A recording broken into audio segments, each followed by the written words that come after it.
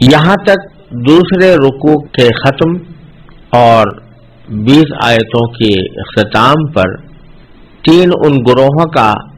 بیان مکمل ہو گیا جن کا میں نے ذکر کیا تھا. یعنی سب سے پہلے ان لوگوں کا جو نبی کریم صلی اللہ علیہ وسلم پر اور قرآن پر ایمان لائے، اور دوسرا وہ جو کھلے طور پر کفر اختیار کیا، اور تیسرے وہ لوگ کہ جو منافق تھے، یعنی زبان سے اسلام کا اقرار کرتے رہے اور دل میں وہ مومن نہیں تھے.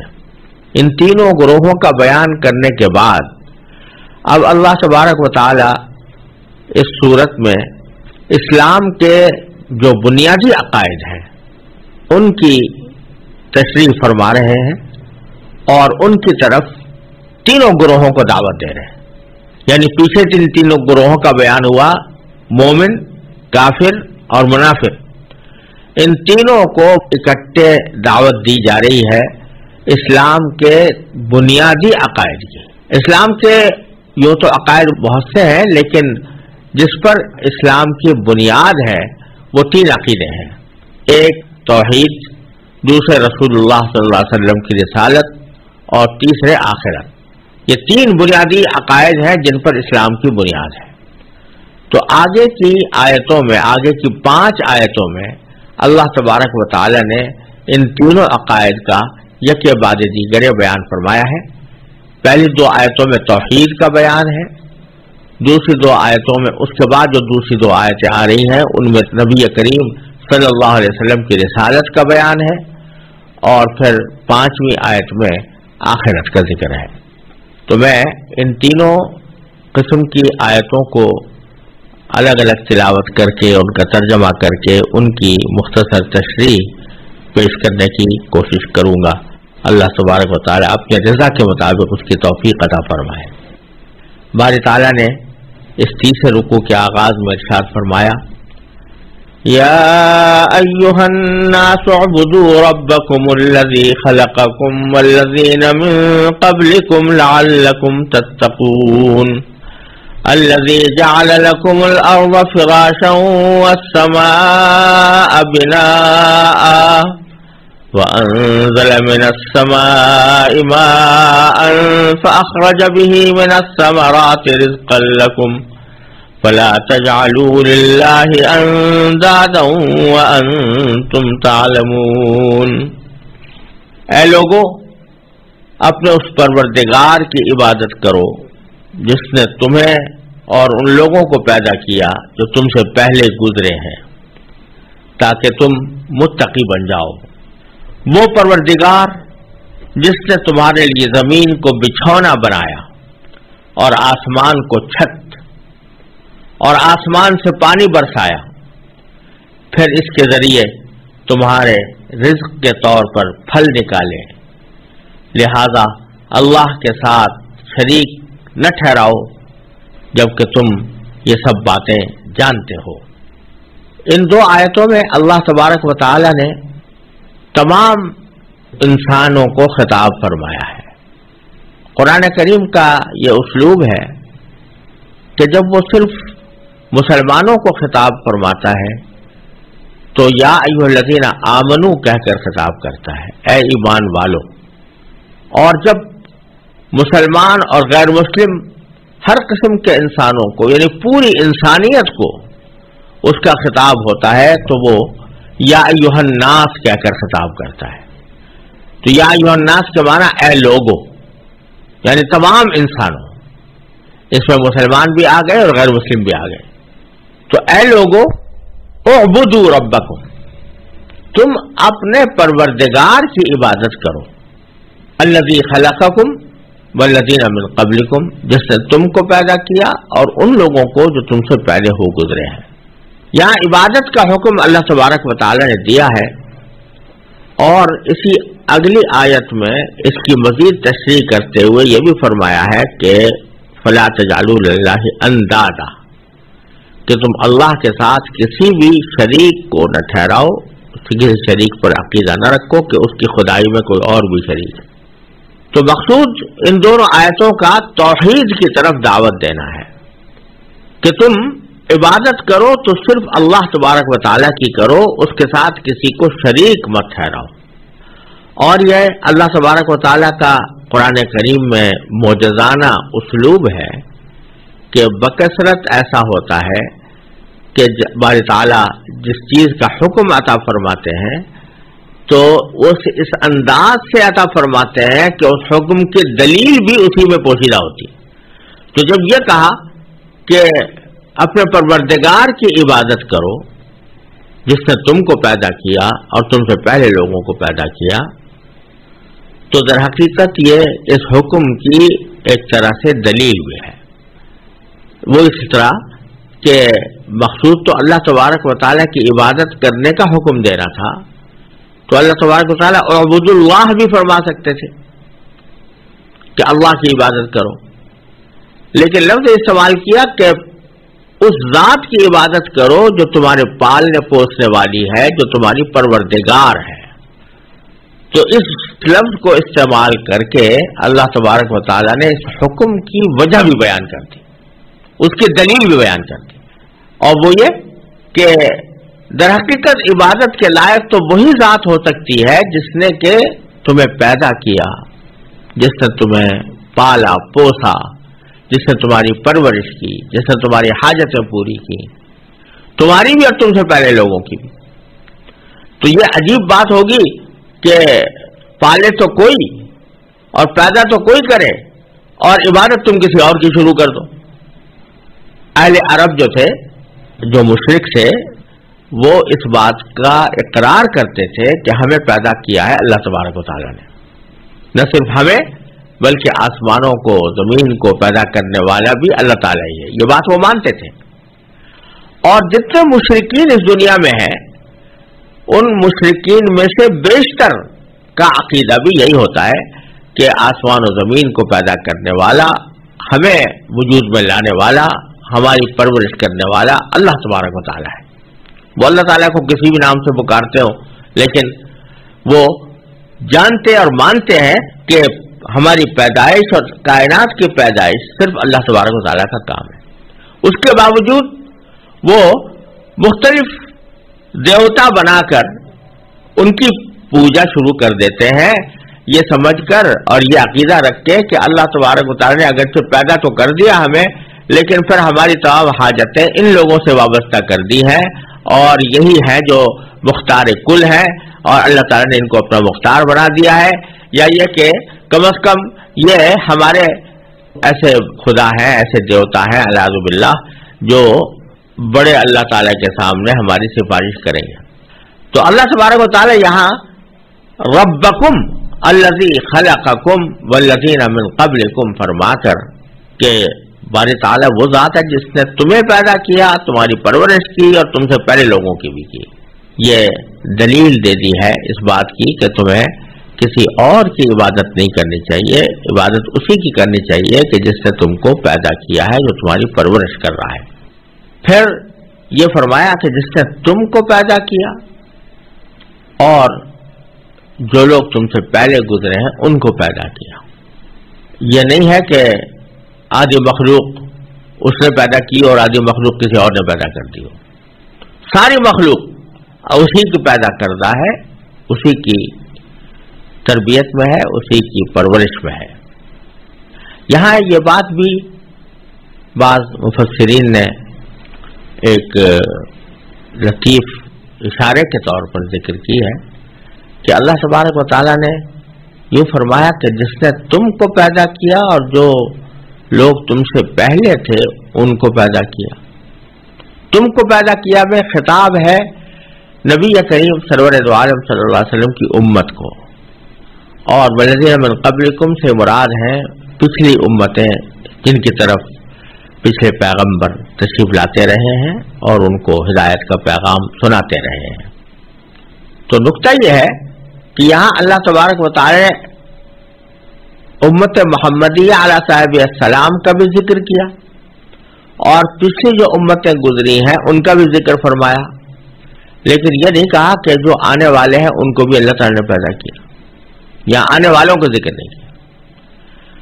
آنے والوں کا ذکر اس لیے نہیں کہ والذین من قبلکم سے مراد تو پچھلی امتیں تھیں جو مختلف پیغمبروں کی پیروکار تھے، اور الذی خلقکم میں خطاب ہے امت محمدیہ علیہ السلام کو، تو اشارہ اس طرف ہے کہ یہ امت قیامت تک باقی رہے گی، اور نبی کریم صلی اللہ علیہ وسلم آخری پیغمبر ہے، آخری نبی ہے، آپ کے بعد نہ کوئی نبی آنے والا ہے نہ کوئی نئی امت آنے والی ہے، تو یہ اشارہ اس کے اندر موجود ہے۔ اسی لیے فرمایا کہ جس نے تم کو، یعنی اے امت محمدیہ، تم کو پیدا کیا اور تم سے پہلے جو امتیں گزری ہیں ان کو پیدا کیا، اب آنے والی کوئی اور امت ہے ہی نہیں جس کا ذکر کیا جاتا، تو عبادت اس کی کرو، لعلکم تتقون۔ پھر یہ فرمایا کہ اگر تم عبادت کرو گے تو اس کا نتیجہ کیا ہوگا کہ تاکہ تم متقی بن جاؤ، اور متقی بننے ہی کے نتیجے میں اللہ تبارک و تعالیٰ کے انعامات سے تم سرفراز ہوگے۔ اور اس کا ایک لفظی ترجمہ بھی کیا جا سکتا ہے کہ تتقون کے اتقاء کے لفظی معنی ہوتے ہیں عربی زبان میں کسی چیز سے بچ جانا، تو لعلکم تتقون کا مطلب یہ ہوا کہ اللہ تبارک و تعالیٰ کی عبادت کرو تاکہ تم دوزخ سے بچ جاؤ، اللہ تعالیٰ کی ناراضگی سے بچ جاؤ، دوزخ کے عذاب سے بچ جاؤ، دوزخ کی آگ سے بچ جاؤ۔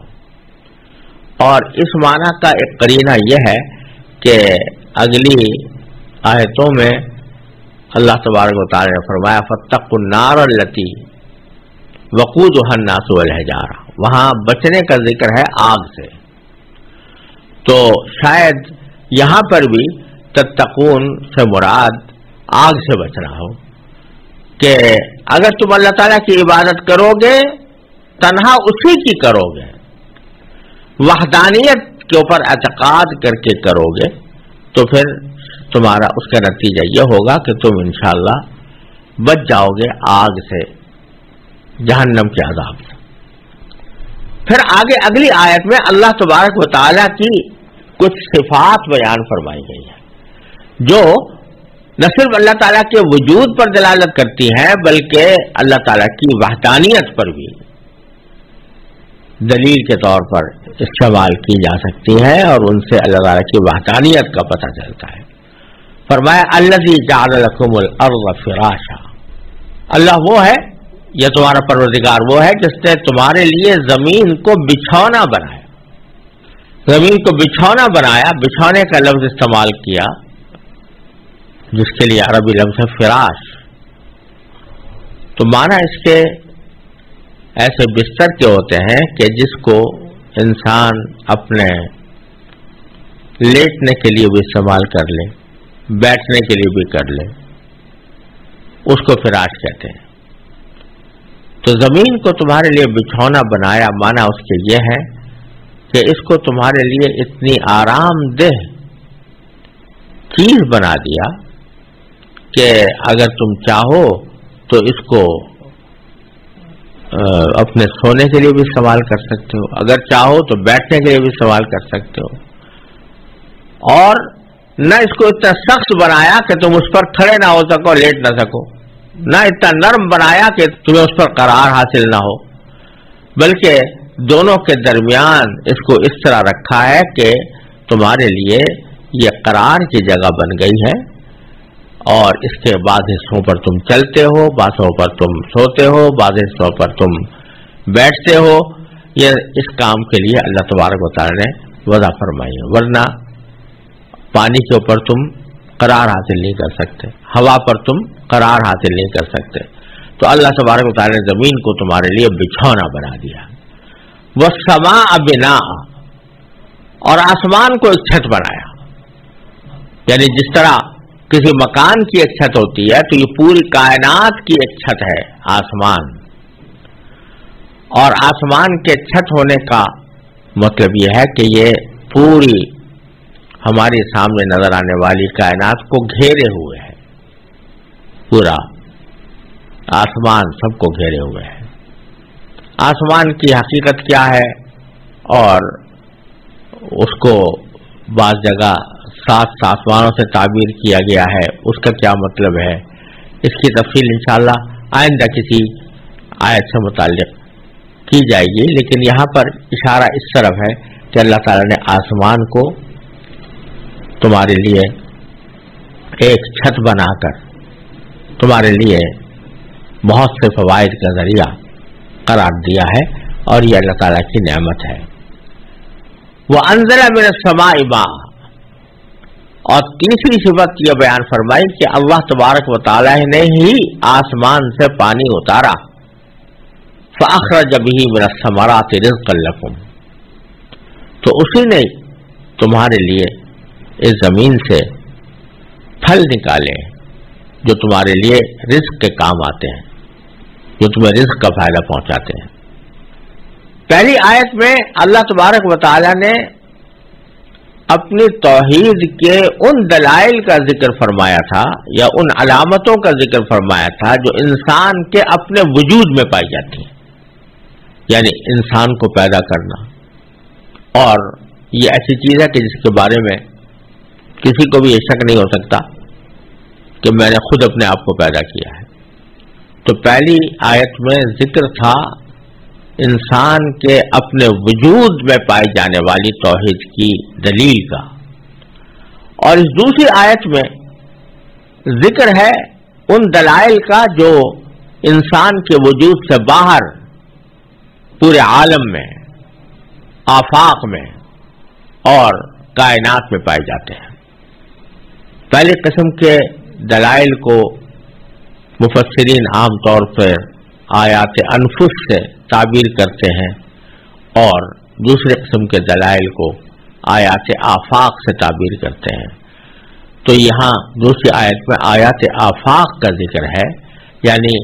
دنیا میں جو اللہ تعالیٰ کی قدرت کاملہ اور اس کی حکمت بالغہ اور اس کی وحدانیت کے دلائل بکھرے ہوئے ہیں، ان کی طرف اشارہ کیا گیا ہے کہ دیکھو، ایک طرف زمین کو دیکھو، یہ اس کی پیدا کی ہوئی ہے تمہارے لیے، ایک طرف آسمان کو دیکھو جس کو تمہارے لیے چھت بنا دیا ہے، اور پھر اس آسمان سے ہی پانی اتارا ہے. آسمان سے پانی اتارنے کا معنی یہ کہ بادلوں سے پانی اتارا ہے، کیونکہ آسمان کی طرف سے وہ اترتا ہوا نظر آتا ہے. اس واسطے جگہ جگہ قرآن کریم نے اس کو آسمان سے اترنے سے تعبیر کیا ہے، ورنہ دوسری جگہ بادلوں کا ذکر ہے کہ بادلوں سے ہم نے پانی اتارا، اور پھر اس سے ہم نے تمہارے لیے پھل پیدا کر دیے جو تمہارے رزق کے کام آتے ہیں. اشارہ اس بات کی طرف ہے کہ آسمان سے پانی برسانے کا تو کام سوائے اللہ تعالیٰ کے کوئی دعویٰ نہیں کر سکتا کہ میں نے برسا دیا ہے. اللہ تعالیٰ ہی برساتا ہے. پھر اس پانی سے یا پانی کے ذریعے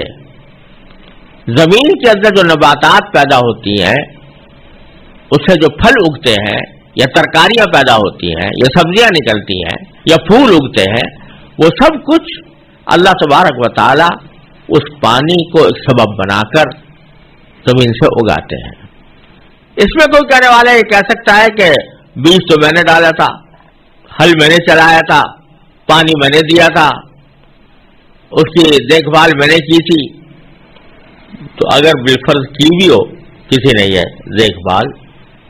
تو زیادہ سے زیادہ اس کا کام اتنا ہی تو ہے نا کہ وہ پانی پہنچا دیا، زمین کو برابر کر دیا. زمین میں اگر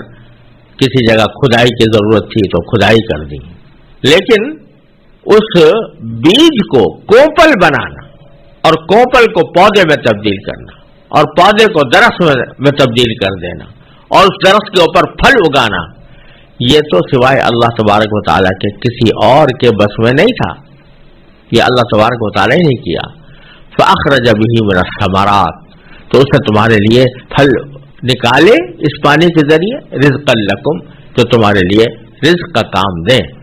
یہ سارا کام اللہ تبارک و تعالیٰ نے تمہارے لیے کیے ہوئے ہیں. فلا تجعلوا للہ اندادا. اب ان تمام باتوں پر اگر غور کرو، یعنی اپنی پیدائش پر، اپنے سے پہلوں کی پیدائش پر، زمین کی نعمتوں پر، आसमान से बरसने वाली नेमतों पर और उससे पैदा होने वाले रिज्क पर, तो इसके सिवा कोई और नतीजा न निकलना चाहिए कि अल्लाह के सिवा किसी को शरीक न ठहराओ उसकी खुदाई में, उसकी इबादत में। क्योंकि जब ये मानते हो कि सारे काम अल्लाह तबारक व तआला ने किए हैं, अल्लाह तबारक व तआला ही कायनात का खालिक है, वही उसका परवरदिगार है, वही आसमान से पानी बरसा रहा है, वही जमीन से फल उगा रहा है, तो ये सारे काम जिसको ज़ात कर रही है तो इबादत की मुस्तहिक भी वही होगी। ये अहले अरब का अजीब निराला फलसफा था कि वो सारी बातें मानते थे, अल्लाह को कायनात का खालिक भी मानते थे, आसमान से पानी बरसाने वाला भी मानते थे, जमीन से नबातात उगाने वाला भी मानते थे, लेकिन अजीब बात है कि अपनी हाजत रवाई के लिए, अपनी मुश्किल कुशाई के लिए वो दूसरे देवता घर घर कर उनकी तरफ रुजू करते थे। किसी का नाम लात रख दिया, किसी का नाम उज़्ज़ा रख दिया, किसी का नाम हुबल रख दिया, और उनकी तरफ रुजू करके उनकी इबादत कर रहे हैं, उनसे तो अपनी मुरादें मांग रहे हैं, उनसे उनको अपना हाजत रवा और मुश्किल कुशा समझ रहे हैं। तो अल्लाह ताला फरमा रहे हैं कि देखो, जब तुम ये सारी बातें मानते हो तो फिर इसका लाज़मी नतीजा ये होना चाहिए कि ला तजअलू लिल्लाहि अंदादा, अल्लाह के लिए के साथ कोई शरीक न ठहराओ। अंदाज जमा निद की है, और निद के माना होते हैं किसी काम में किसी का शरीक, या उसका मिसल, उस जैसा, या उसका शरीक व सहीम, या उसका हमसर। तो अल्लाह तबारक व तआला का ना कोई शरीक है, ना उसका कोई मददगार है, उसको मददगार की जरूरत ही नहीं, ना उसका जैसा कोई और वजूद है जो उसके मुकाबिल हो। तो इन सब की नफी इसमें कर दीजिए, ला तजअलू लिल्लाहि अंदादा व अंतुम तालमून। फिर आगे फरमाया कि जानते बूझते, बावजूद है कि तुम जानते हो, क्या जानते हो? वो सारी बातें जो पीछे बताई हैं कि अल्लाह ने तुम्हें पैदा किया, तुमसे पहले लोगों को पैदा किया, जमीन को फिराश बनाया, आसमान को छत बनाया, आसमान से पानी उतारा, पानी से तुम्हारे लिए फल पैदा किए, ये सारी की सारी बातें तो तुम जानते हो। तो इनके जानने के बावजूद फिर उसके बजाय इबादत किसी और की करो, तो यह कितनी अहमकाना बात है और कितनी बड़ी नाइंसाफी है। यूं तो कुरान करीम में तौहीद के दलाइल तकरीबन हर सूरत के अंदर बयान किए गए हैं और तफसील के साथ बयान फरमाए गए हैं, लेकिन यहाँ क्योंकि इस्लाम की बुनियाद का बयान करना मकसूद है, तो इख्तिसार के साथ इस्लाम के तीनों बुनियादी अकीदों का जिक्र किया गया है। उनमें से तौहीद का जिक्र इन आयतों में है, जिसकी तफसीर मैंने अभी आपके सामने पेश की। अब उसके बाद दूसरे अकीदे का बयान है, यानी रिसालत का। रिसालत के अकीदे का मतलब यह है कि अल्लाह तबारक व तआला अपने अहकाम और अपने दीन की तालीमात को इंसानों तक पहुंचाने के लिए वक्तन फवक्तन कुछ पैगंबर भेजता है। उन पैगंबरों पर वही नाजिल होती है और बाल औक़ात वो वही एक किताब की सूरत इख्तियार करती है जो आसमानी किताब कहलाती है, और उसमें इंसानों की हिदायत के लिए ये अहकाम दर्ज होते हैं कि कौन सी चीज़ें उनके लिए करनी ज़रूरी हैं, किन से इज्तनाब ज़रूरी है, कौन सी चीज़ अच्छी है, कौन सी बुरी है। ये पैगंबरों का सिलसिला अल्लाह तबारक व तआला ने उस वक्त से शुरू किया हुआ है जब से कि इंसान को पैदा किया। और अगर गौर से देखा जाए तो अल्लाह तबारक व तआला के वजूद और उसकी तौहीद और उसकी हिकमत बालिगा पर अगर ईमान है तो उसका लाजमी नतीजा ये होना चाहिए कि रिसालत पर भी ईमान हो। इसलिए कि अल्लाह तबारक व तआला की रहमत और हिकमत दोनों से यह बात बईद है کہ وہ انسان کو دنیا میں بھیج تو دے، دنیا میں پاک پیدا کر دے، اور اس دنیا میں پیدا کر دے جہاں پر کہ خیر اور شر دونوں کا معرکہ جاری ہے. یا اگر وہ جگہ ایسی ہوتی جہاں پر کہ خیر ہی خیر ہوتی اور شر کا کوئی وجود نہ ہوتا، بھلائی ہی بھلائی ہوتی، نیکی ہی نیکی ہوتی، بدی کا کوئی وجود نہ ہوتا، تب تو بات کچھ سمجھ میں آ سکتی تھی کہ اللہ تبارک و تعالیٰ کو رہنمائی کی حاجت نہیں. لیکن اللہ تبارک و تعالیٰ نے اس دنیا میں بھیجا جس میں خیر بھی ہے، شر بھی ہے، اچھائی بھی ہے، برائی بھی ہے، نیکی بھی ہے، بدی بھی ہے. تو اس میں انسان کو یہ فیصلہ کرنا پڑتا ہے کہ کون سا کام وہ کرے اور کون سا کام چھوڑے.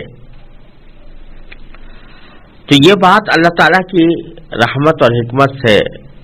بہت بعید ہے کہ وہ انسان کو ایسی دنیا میں بھیج تو دے اور اس کو کوئی ایسے رہنما اصول نہ بتائے کہ تمہیں اس دنیا میں کس طرح زندگی گزارنی ہے، کون سی چیز اچھی ہے، کون سی بری ہے، کون سا عمل نیک ہے، کون سا بد ہے، اور کس طرح زندگی کا ڈھانچہ انسان کو بنانا چاہیے.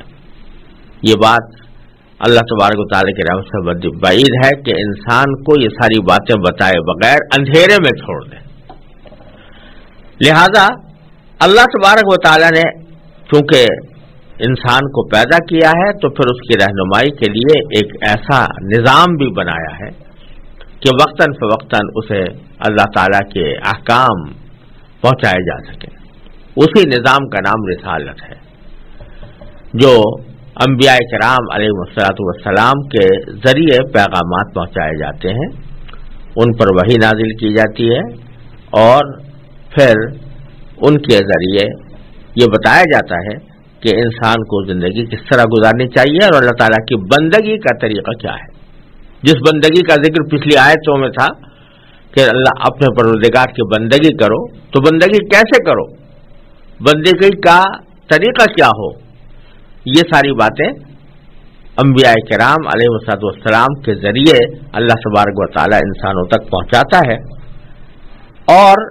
اسی سلسلے کو اللہ تبارک و تعالیٰ نے جاری رکھا ہے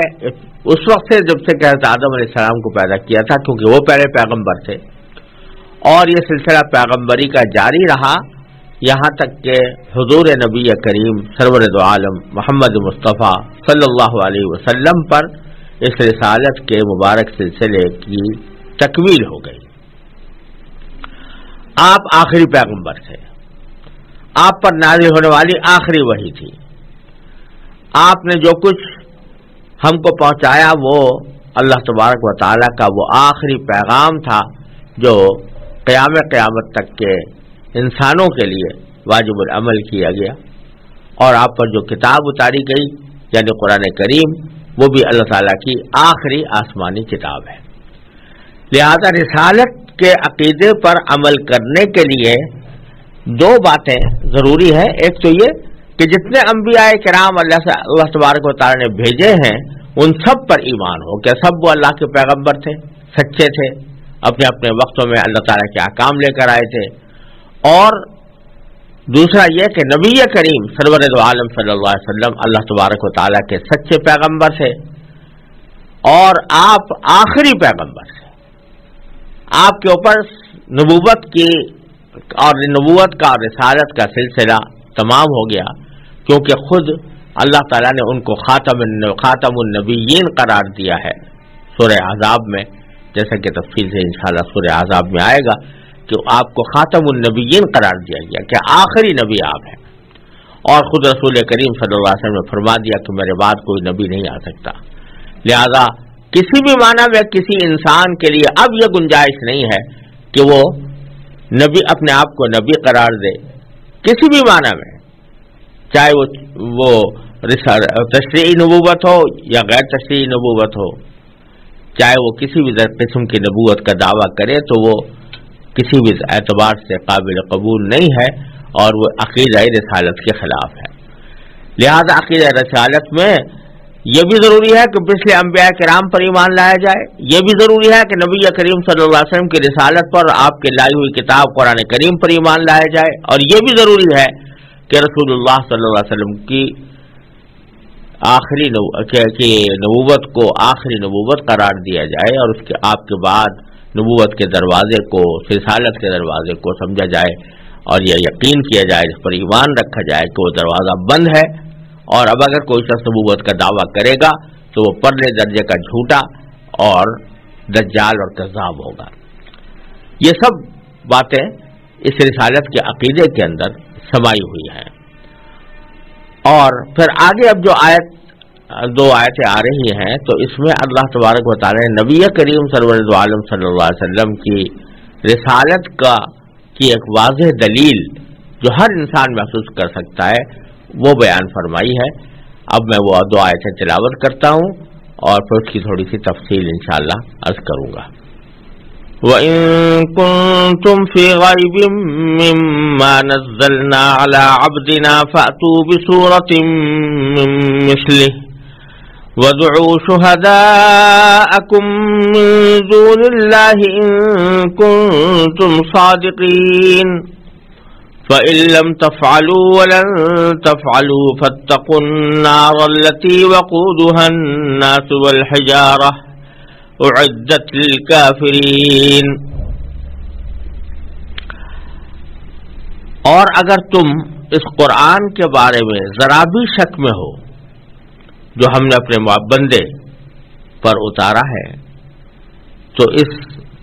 جیسی کوئی ایک صورت ہی بنا لاؤ، اور اگر سچے ہو تو اللہ کے سوا اپنے تمام مددگاروں کو بلا لو۔ پھر بھی اگر تم یہ کام نہ کر سکو اور یقیناً کبھی نہ کر نہیں سکو گے تو ڈرو اس آگ سے جس کا ایندھن انسان اور پتھر ہوں گے، وہ کافروں کے لیے تیار کی گئی ہے۔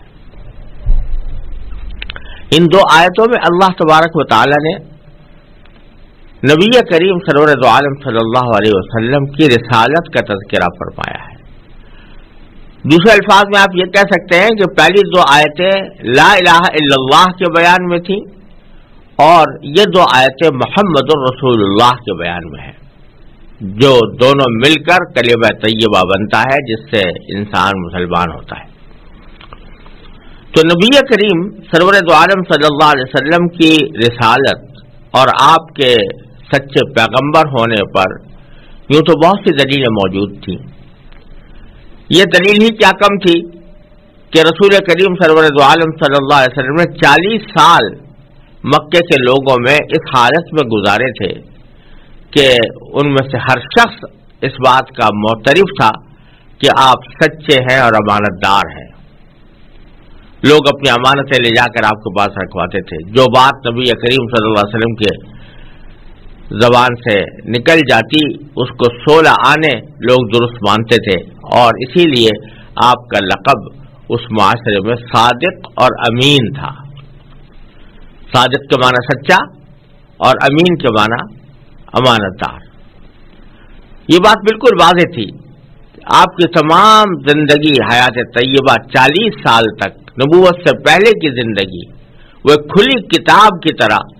اہل مکہ کے سامنے موجود تھی، اور یہ بات بالکل واضح ہے کہ جب کوئی شخص اپنی عام زندگی میں جس نے کبھی جھوٹ نہ بولا ہو تو وہ اللہ کے اوپر کوئی بہتان باندھے اور اللہ کے اوپر بہتان باندھ کر یہ کہے کہ اسے مجھے پیغمبر بنا کر بھیجا، اتنا بڑا جھوٹا دعویٰ کر بیٹھے اچانک، یہ بہت ہی بعید بات ہے۔ اللہ تعالیٰ کے پیغمبر، اللہ تبارک و تعالیٰ اپنے پیغمبر ایسے بھیجتا ہے،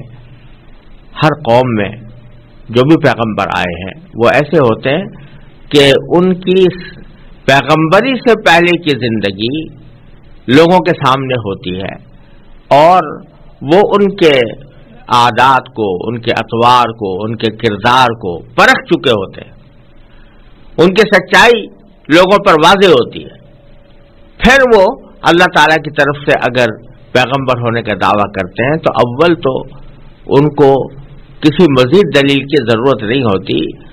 سننے والے کو اتنا ہی سمجھ لینا کافی ہوتا ہے کہ ان کے انہوں نے ساری زندگی کبھی جھوٹ نہیں بولا، تو اب ان نبوت جیسے معاملے میں اور اللہ تبارک و تعالیٰ کے پیغام جیسے اہم معاملے میں یہ کیسے جھوٹ بولیں گے؟ تو یہی معاملہ نبی کریم سرورت عالم صلی اللہ علیہ وسلم کے ساتھ بھی تھا، اور یہ وجہ ہے کہ جب آپ نے پہلی بار دعوت دی تو مشہور ہے، سب مسلمان جانتے ہیں کہ کوہ صفا پر چڑھ کر آپ نے اپنے قبیلے کے لوگوں کو بلا کر پوچھا کہ اگر میں تمہیں یہ خبر دوں کہ اس پہاڑ کے پیچھے کوئی دشمن ہے جو تم پر حملہ آور ہونا چاہتا ہے تو کیا تم میری بات مانو گے، تصدیق کرو گے، مجھے سچا سمجھو گے؟ سب نے بیکوار آواز ہو کر کہا کہ ہاں، آپ اگر یہ بات کہیں گے تو کیوں نہیں سمجھیں گے، ہم نے تو کبھی آپ پر جھوٹ کا تجربہ نہیں کیا، کبھی آپ سے کی زبان سے جھوٹ نہیں سنا۔ تو اس لیے ان کا حضور اقدس صلی اللہ علیہ وسلم کی ساری زندگی ہی کافی تھی ان کے اس دعوے کی تصدیق کے لیے کہ وہ واقعتاً اللہ تعالیٰ کے پیغمبر ہیں۔ لیکن اللہ تبارک و تعالیٰ کی سنت رہی ہے کہ اس واضح دلیل کے باوجود اللہ تبارک و تعالیٰ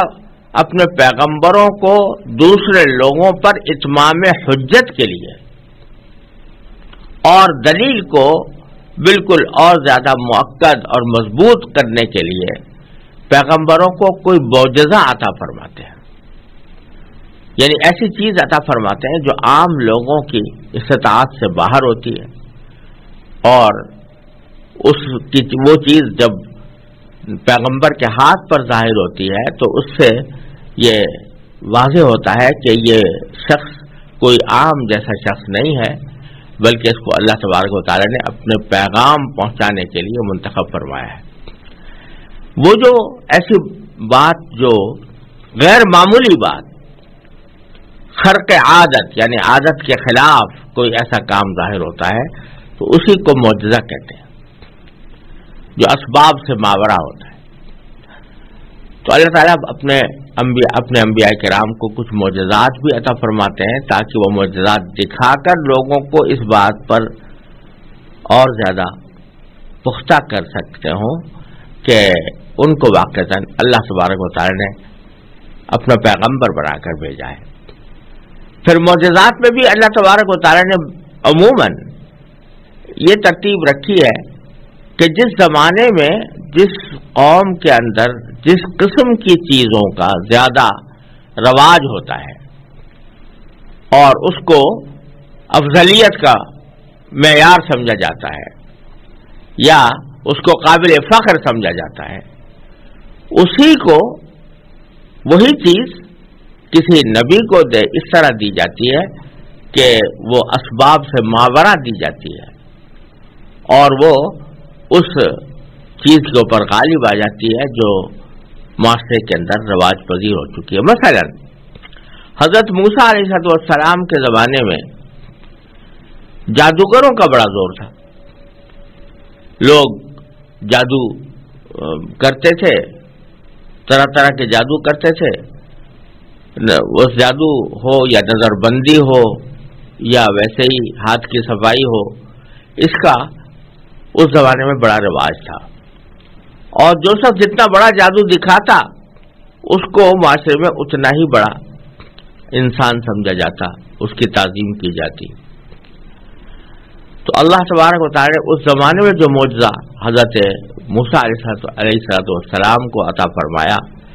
وہ ایسا تھا کہ جو تھا تو اسی قسم کا جیسا کہ جادوگر لوگ کیا کرتے تھے، لیکن وہ ایسا قوی اور مضبوط تھا کہ جس نے تمام جادوگروں کے جادوؤں کو شکست دے دی اور سب کو نیچا دکھا دیا۔ تو ان کو ایک عصا زمین پر ڈال کر اس کو سانپ کی شکل میں تبدیل ہو جانا اور پھر اس سانپ کا باقی دوسرے جادوگروں کے بنائے ہوئے سانپوں کو نگل جانا، اس نے بالکل یہ بات علم نشرح کر دی کہ جو چیز یہ دکھا رہے ہیں یہ اس قسم کا جادو ہرگز نہیں ہے جو جادوگر دکھایا کرتے ہیں، یہ عالم اسباب سے ماورا اللہ تعالیٰ کی نصرت اور اللہ تعالیٰ کی مدد کے ذریعے کوئی چیز دی گئی ہے۔ چنانچہ ان سب سے پہلے نبی حضرت موسیٰ علیہ السلام کے اس معجزے کو دیکھ کر وہی جادوگر جو ان کا مقابلہ کرنے کے لیے آئے تھے وہ سب سے پہلے سجدے میں گر گئے، اور ان کے اوپر یہ بات جب واضح ہو گئی کہ جادو نہیں ہو سکتا، یہ اللہ تبارک و تعالیٰ کا کوئی خاص لطیف معاملہ ہے جو انصاف کے ساتھ کیا جا رہا ہے، تو اس واسطے ان کو یقین آ گیا کہ اللہ کے پیغمبر ہیں۔ حضرت عیسیٰ علیہ السلام کے بارے میں کہتے ہیں کہ اس زمانے میں علم طب کا بڑا زور تھا، اور لوگ طبیبوں کو بڑا اونچا مقام دیتے تھے اور ان سے علاج کرواتے تھے، ان کے علم کو علم سمجھتے تھے، ان کی معاشرے میں تعظیم و تکریم کی جاتی تھی۔ تو اللہ تبارک و تعالیٰ نے حضرت عیسیٰ علیہ السلام کو جو معجزات عطا فرمائے ان کا تعلق طب جیسا تھا کہ طبیب لوگ دوا دے کر علاج کرتے تھے، حضرت عیسیٰ علیہ السلام کسی دوا کے واسطے کے بغیر، کسی دوا کے کو استعمال کیے بغیر اپنا دست مبارک رکھ کر اور اس کا علاج اس طرح کرتے تھے کہ اللہ تعالیٰ ان کو شفا عطا فرما دیا کرتے تھے۔ ان دواؤں میں تو کسی کو شفا ہوئی کسی کو نہ ہوئی، لیکن حضرت عیسیٰ علیہ السلام کو اللہ تبارک و تعالیٰ نے یہ معجزہ عطا فرمایا تھا کہ وہ جب ہاتھ پھیر دیتے تو شفا ہو ہی جاتی تھی، اللہ تعالیٰ شفا کر ہی دیتے تھے۔ اور عام طبیب جن امراض کا علاج کرنے پر قادر نہیں ہوتے، مثلا کوئی مادرزاد اندھا ہے، مادرزاد نابینا ہے، تو اس کو بینائی واپس دلانا کسی کے بس کا کام نہیں، کوئی طب اس کی مدد نہیں کر سکتی۔ تو لیکن حضرت عیسیٰ علیہ السلام کو اللہ تعالیٰ نے معجزہ عطا فرمایا کہ وہ مادرزاد نابینا کو بھی ان کے ہاتھ پھیرنے سے اللہ تبارک و تعالیٰ بینائی عطا فرما دیتے تھے۔ اسی طرح کوڑی کو، جو اس زمانے میں کوئی قابل علاج مرض نہیں تھا، لیکن حضرت عیسیٰ علیہ السلام اس کو اللہ تعالیٰ کے حکم سے شفا اس کو ٹھیک کر دیتے تھے، تو جس کا ذکر قرآن کریم میں آگے آئے گا۔ تو ہر دور میں عموماً اس قسم کا معجزہ نبی کو دیا جاتا ہے جس قسم کی چیزوں کا اس زمانے میں اتنا رواج ہو کہ ان کو قابل فخر سمجھا جاتا ہو۔ حضور نبی کریم سرور دو عالم صلی اللہ علیہ وسلم جب عرب میں تشریف لائے تو عربوں میں جس چیز کا سب سے زیادہ رواج تھا اور جس کو بہت قابل فخر سمجھا جاتا تھا وہ عربوں کی فصاحت و بلاغت تھی، ان کی شاعری، ان کا ادب اور ان کی فصاحت و بلاغت۔ یہ اتنے اپنے فصاحت و بلاغت پر ناز کرتے تھے کہ جو لوگ عرب نہیں تھے ان کا نام انہوں نے عجم رکھا ہوا تھا۔ عجم کے معنی ہے گونگا، گویا اپنے سوا سارے لوگوں کو گونگا سمجھتے تھے،